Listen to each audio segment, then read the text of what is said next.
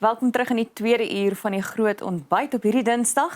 Nou 'n lekker inspirerende storie wag op jou. Saam met ons is fietsryer Ruben van Niekerk en hy's 'n krangige fietsryer wat die Cape Epic al 5 keer gery het met net een been. En hy's ook 'n Jumping Kids ambassadeur wat kinders met gebreke wil help. Hallo Ruben, baie welkom op die geel bank. Baie dankie, thanks for having me. So, jou storie van geluk het begin by 'n ongeluk. Vertel ons, wat het in 2008 gebeur? So in 2008, I was traveling on a motorcycle as part of my work as a motoring journalist, and I was hit by a truck that steering broke from the opposite side of the highway, and basically my leg was amputated on the scene. Yeah. Sure. Wow. Ruben, but you've always had this love for cycling, and that's also what you use to inspire people, is this love for cycling. When did you start cycling? When did you discover the sport that you absolutely love? So I was, always cycling from school and then kind of a little bit competitively.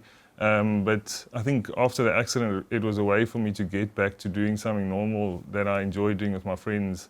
You know, we used to go out and cycle on the weekends, and I wanted to be able to keep on doing that.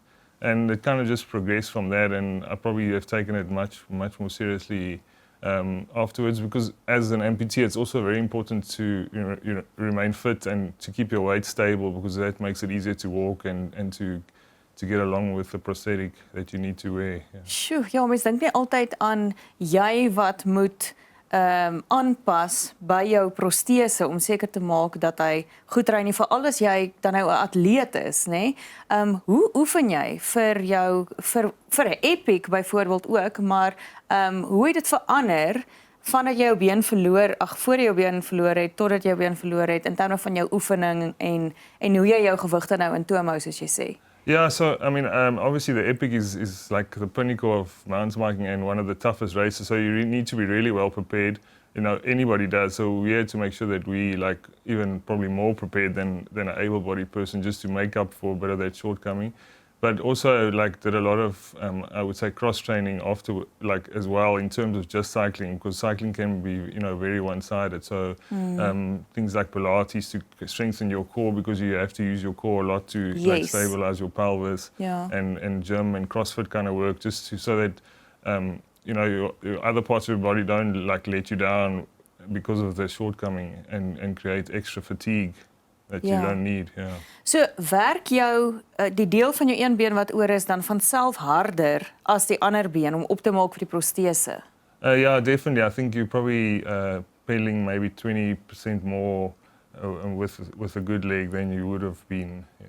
Sure. Yeah, I find it absolutely brilliant how positive you are and how you use this. And you said on your Instagram, there are no bad days, only good days and better days. Yeah. And I think it's such a brilliant outlook on life. Was it easy, or how hard or difficult was this road after the amputation to where you are now mentally? It is tough because, for me, I basically woke up in hospital and the leg was gone, and I had to now make a plan. So, okay, what am I going to do? And that's basically what I did. And, with my support system, we came up with solutions. Okay, you want to do this, what do we need to figure out to do that? So I never let it be something that stops me from doing what I wanted to do. I just always try to make a plan and see, okay, how do we adapt the prosthetic to do this? How do we adapt it to be able to do that? And I've been able to do most things that I've wanted to, because the technology is there and there's people that are willing to help you engineer solutions. En jy het voordat jou been verloor het jy omtrent 20 jaar fiets gery, nê? Well, I was 23 at the time, so maybe I'd say 10 years. Yeah. Okay, maar nou het jy omtrent alweer langer fiets gery sonder 'n been as met 'n been. Yeah, I have probably. Yes, wow, dis ongelooflik. Yeah. So, waarom het jy besluit jy wil vir Jumping Kids ry hierdie jaar? So Jumping Kids is a charity that my prosthetist started about 15 years ago, and I've been with him since, Johan Snijders. And I think it's just why it's important for me is because I've seen the effect that having the right equipment can have on this journey as an amputee. And unfortunately, there's not a lot of resources for children to get this technology, and very often those amputee children are put into special schools with children that are paraplegics or cerebral palsy, and they're actually not as disabled as those other kids, if I can say it like that. So what we've seen is that you give the kids the prosthetics and they can go into a normal school, they can go to a boys' high or office and get a proper education and become whatever they want it to be. You know, there's no more of that. Nothing's holding them back from chasing their dreams. Just by giving them the ability to be mobile. Yeah, the mobility gives them the chance to be able to go to a normal school and be accepted by other children in that school with no issues and then go on to university or go and do a trade or whatever they would like to become, a plumber or a pilot. There's no limits just because they've got that technology. And unfortunately for kids, it's as they grow, they need revisions all the time, so it's expensive exercise. And jumping kids through, you know, raising funds as a non-profit mostly from corporates has probably helped, I think, more than 200 children to date. Really? Wow.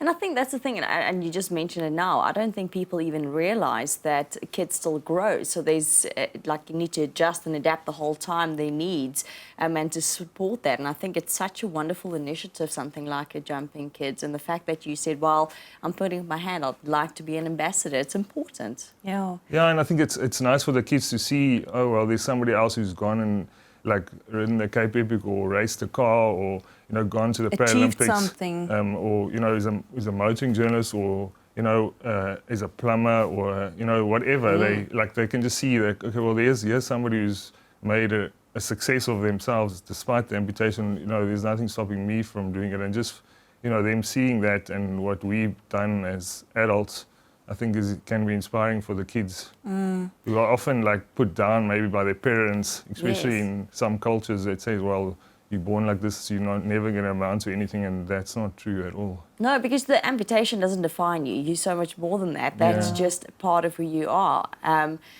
I think that's wonderful that you say, you know, to see kids can look up to you and see how you reach your absolute full potential and that you're so much more than that. It's a beautiful example. Thank you, yeah. Just lastly, tell me again about the preparation for the Cape Epic. How many months of training does it take? Let's say you want to drive it next year. When should you start training and how many hours a day does it take?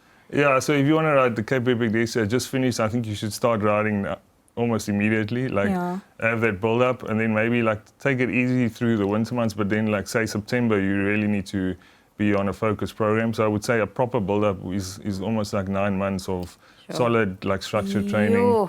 I mean, you need that consistency and they're really to build that base. It's basically like the Tour de France of mountain biking here in our backyard. En dis 'n paar dae, né? Dis amper 'n week lank. Yeah, it's 8 days of riding, and I mean it's 6-7 hour days during the event. And what also makes the Cape Epic unique is it's one of the only almost pro-ams in cycling. So amateur like me can enter and race, you know, against Olympic champions, world champions on the same course. And that shows you how difficult it is because you're racing on a course that's built for professionals to test them and for them to race on. And you as an amateur do every same kilometer as those pro cyclists. Jo. Baie dankie vir jou inspirerende storie en dat jy dit met ons kom deel het. Ek dink dit beteken baie vir mense daar buite wat dalk ook protese het of enige mobiele gebrek het. So dankie daarvoor en sterkte met die pad vorentoe. Mooi trap. Thank you for having me.